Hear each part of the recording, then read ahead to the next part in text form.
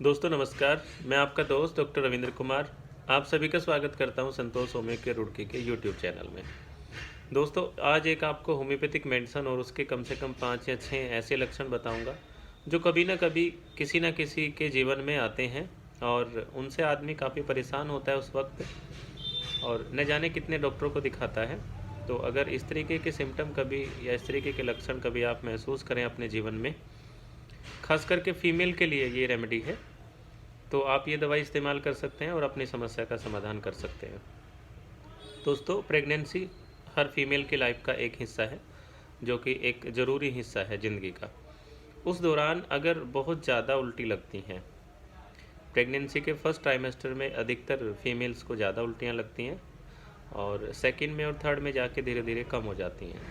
लेकिन अगर किसी पेशेंट को फर्स्ट में, सेकंड में, थर्ड में, तीनों ट्राइमेस्टर में ही उल्टियाँ लगती हैं और बहुत ज़्यादा उल्टी लगती हैं, तो ये दवाई उनके लिए है।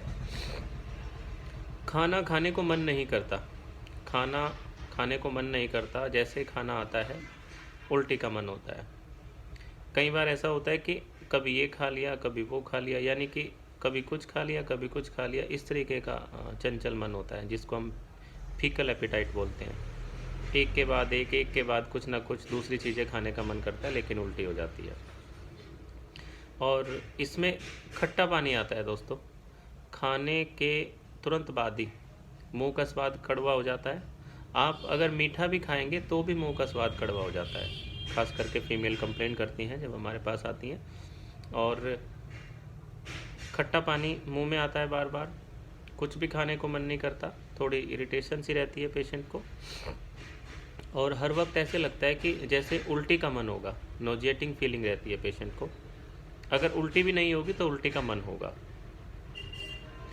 और इसमें कई बार क्या होता है कि वॉमिटिंग या नोजिएटिंग फीलिंग के साथ साथ कई बार कब्ज हो जाती है, कॉन्स्टिपेशन की शिकायत पेशेंट को रहती है, जिसकी वजह से भी ये समस्या ज़्यादा बढ़ती है। और कुछ भी खाने को मन नहीं करना, या छोटी छोटी चीज़ें कुछ भी, थोड़ी थोड़ी चीज़ें कुछ भी खाने का मन करना, खाने के बाद उल्टी होना, खाने के बाद ये सारी समस्याएं आना। तो इस तरीके की दिक्कत अगर किसी प्रेग्नेंट फीमेल को है और प्रेगनेंसी उन फीमेल को है और वो जाने क्या क्या उन्होंने होम्योपैथिक, आयुर्वेदिक, एलोपैथिक, न जाने कौन कौन सी मेडिसिन अपना ली हैं, और वो उनको आराम नहीं हो रहा इस तरीके की कंडीशन से जो मैंने सारी आपको बातें बताई हैं, तो आप